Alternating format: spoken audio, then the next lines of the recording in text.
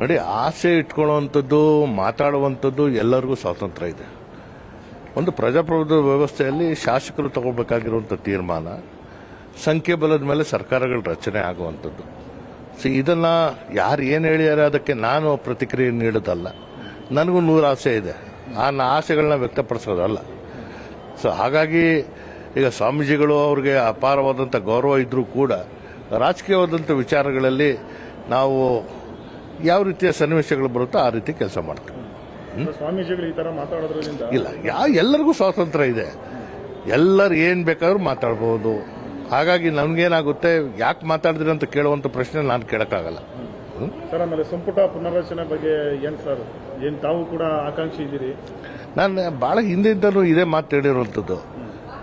ರಾಜ್ಯದ ಜನ 138 ಸ್ಥಾನಗಳು ಕೊಟ್ಟಿದೆ. 5 ವರ್ಷ ಒಂದು ಸುಭದ್ರವಾದಂತಹ ಸರ್ಕಾರ ಕೊಡಬೇಕಾಗಿದೆ. ಜನರ ಆಸೆ ಆಕಾಂಕ್ಷೆಗಳಿಗೆ ಸ್ಪಂದಿಸುವಂತಹ ಯೋಜನೆಗಳು ಕೊಡಬೇಕಾಗಿದೆ. ಸಾರಥಿ ಯಾರು ವಹಿಸ್ಕೊಂಡು ಮಾಡ್ತಾರೆ, ಯಾರಿಗೆ ಅವಕಾಶಗಳು ಸಿಕ್ಕುತ್ತೆ, ಎಲ್ಲರಿಗಂತೂ ಆಗಲ್ಲ. ಸಿಕ್ಕಿದಾಗ ಮಾಡೋಣ, ಅವಕಾಶಗಳಿಗೆ ಕಾಯ್ತೀವಿ. ತನಕ ಕಾಯ್ತೀರಾ ಹೈಕಮಾಂಡ್ ಯಾವಾಗ? ಖಂಡಿತ. ಸರ್, ಆಮೇಲೆ ಸುರ್ಜೇವಾಲಾ ಅವ್ರನ್ನ ಕೂಡ ಭೇಟಿ ಮಾಡಿದ್ರಿ. ಕೆಲವು ಸಚಿವರುಗಳು ಸರಿಯಾಗಿ ಕೆಲಸ ಮಾಡ್ತಿಲ್ಲ ಅಂತ ತುಂಬಾ ಜನ ಆರೋಪ ಮಾಡ್ತಿದ್ದಾರೆ. ತಮಗೆ ಸಚಿವರೆಲ್ಲ ಸಿಕ್ತಿದ್ದಾರೆ ಸರ್ ಕೈಗೆ? ನೋಡಿ, ನಾನು 6ನೇ ಬಾರಿ ಶಾಸಕನಾಗಿರುವಂಥದ್ದು. ಸರ್ಕಾರ ಯಾವ ರೀತಿ ಕೆಲಸ ಮಾಡುತ್ತೆ, ಸರ್ಕಾರದಿಂದ ಯಾವ ಯೋಜನೆಗಳನ್ನ ತರಬೇಕು, ಆಯವ್ಯಯದಲ್ಲಿ ಯಾವ ಯೋಜನೆಗಳು ಮಂಜೂರಾಗಿರ್ತದೆ, ಅದರ ತಕ್ಕಂತೆ ನಾನು ನನ್ನ ಕೆಲಸಗಳನ್ನ ಮಾಡುವಂಥದ್ದಕ್ಕೆ ಮುಂದಾಗ್ತಾ ಇದ್ದೇನೆ. ನಾನು ಯಾವುದೇ ಕಾರಣಕ್ಕೂ ಯಾವ ಸಚಿವರ ಮೇಲೇನೂ ನಾನು ದೂರನ್ನು ಕೊಡೋದಲ್ಲ. ಬಹುಶಃ ಸರ್ಕಾರದ ಯೋಜನೆಗಳು ಅನುಷ್ಠಾನ ಮಾಡುವಂಥದ್ರಲ್ಲಿ ಇರುವಂಥ ಕೆಲವು ಲೋಪಗಳನ್ನ ಸರಿಪಡಿಸ್ಕೊಳ್ಳುವಂಥ ಸಲಹೆಗಳನ್ನ ಕೊಟ್ಟಿದ್ದೇನೆ.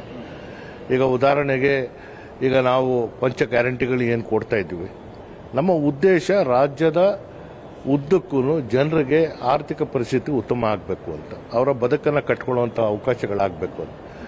ಅದು ಪ್ರತಿ ತಿಂಗಳು ಕೈಗೆ ಸೇರುವಂಥ ಕೆಲಸ ಆಗಬೇಕು.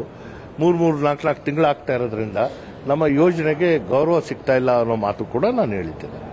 ಇದರ ಜೊತೆಗೆ ರಾಜ್ಯವನ್ನು ಒಂದು ಹೊಸ ಆಯಾಮ ಕಡೆಗೆ ನಾವು ತಗೊಂಡೋಗ್ಬೇಕು, ಅಭಿವೃದ್ಧಿ ಪಥಕ್ಕೆ ತಗೊಂಡೋಗ್ಬೇಕು. ಸೊ ಹಾಗಾಗಿ ಪ್ರತಿ ಜಿಲ್ಲೆ, ಪ್ರತಿ ತಾಲೂಕಿನಲ್ಲಿ ಕ್ರೀಡೆ ಚಟುವಟಿಕೆಗಳಾಗಿರ್ಬೋದು, ನೀರಿನ ವಿಚಾರ ಆಗಿರ್ಬೋದು, ಅಭಿವೃದ್ಧಿಯ ವಿಚಾರಗಳಾಗಿರ್ಬೋದು, ಶಿಕ್ಷಣದ ಕುರಿತಂತೆ ಇರುವಂಥ ಸಲಹೆ ಸಹಕಾರಗಳಿರ್ಬೋದು, ಅಥವಾ ಕೈಗಾರಿಕಾ ಪ್ರದೇಶದ ಅಭಿವೃದ್ಧಿ ಆಗ್ಬೋದು, ಇದು ಸ್ಥಳೀಯರು ಒಂದು ವಿಷನ್ ಡಾಕ್ಯುಮೆಂಟ್ ಅನ್ನು ಸಿದ್ಧಪಡಿಸಿ ರಾಜ್ಯ ಸರ್ಕಾರಕ್ಕೆ ಕೊಡುವಂತಹ ಯೋಜನೆ ಮಾಡಬೇಕು. ಸೊ ಹಾಗಾಗಿ ಎಲ್ಲ ವಿಚಾರಗಳಲ್ಲಿ ರಾಜಕಾರಣ ಇದು ಸರಿಯಾದಂಥ ಕ್ರಮ ಅಲ್ಲ. ಎಲ್ಲಿ ನಾವು ಅಭಿವೃದ್ಧಿಯ ಪರಿಕಲ್ಪನೆಗಳನ್ನ ಇಟ್ಕೊಂಡಿದ್ದೀವಿ, ಸಾರ್ವಜನಿಕರ ಏನು ಅವರ ಕೈ ಜೋಡಿಸಿ ನಾವು ಕೆಲಸ ಮಾಡುವಂಥದ್ದಾದರೆ, ಜನರಿಂದ ಈ ಸರ್ಕಾರ ಬಂದಿರೋದ್ರಿಂದ ಜನರ ಕಾರ್ಯಕ್ರಮಗಳನ್ನ ನಾವು ರೂಪಿಸ್ಕೋಬೇಕು ಅನ್ನೋದನ್ನ ಬಂದು ಶಾಸಕರ ಜೊತೆ ಒಂಟುವನ್ನು ಮಾಡ್ತಾ ಇರೋದಕ್ಕೆ ಕೆಲವೊಂದು ಅಪಸ್ವರಗಳು ಕೂಡ ಇದೆ. ಇಲ್ಲ, ಯಾವ ಸಿದ್ದರಾಮಯ್ಯನವರು ಇರಬೇಕಾದ್ರೆ ಅನುದಾನ ಕೊಡೋದು ಯಾರು? ಸಿದ್ದರಾಮಯ್ಯನವರು ಕೊಡೋದು. ಸುರ್ಜೇವಾಲಾ ಅವರು ಬಂದು ಈ ತರ ಕೇಳ್ತಾ ಇರ್ತಕ್ಕಂಥದ್ದು ಎಷ್ಟು ಮಾತ್ರ ಸರಿ? ಆ ತರ ಮಾಡಾಗಿದ್ರೆ ಸಿದ್ದರಾಮಯ್ಯನವ್ರನ್ನು ಕೂಡ ಅವರ ಸಮ್ಮುಖದಲ್ಲೂ ಕೂಡ ಮಾಡಬಹುದಾಗಿತ್ತು ಅನ್ನೋ ಒಂದು ಮಾತುಗಳು ಕೇಳ್ಪಡ್ತಿದೆ. ನೋಡಿ, ಸರ್ಕಾರ ಬಂದಿರುವಂತ ಪಕ್ಷದ ಸರ್ಕಾರ ಬಂದಿರೋದು ಸರ್ಕಾರದ ಪಕ್ಷ ಅಲ್ಲ. ಸೊ ಹಾಗಾಗಿ ನಮ್ಮ ಮೂಲ ಪಕ್ಷದ ತತ್ವ ಸಿದ್ಧಾಂತಗಳನ್ನ ನಾವು ಮೀರಿ ಕೆಲಸ ಮಾಡೋರಲ್ಲ.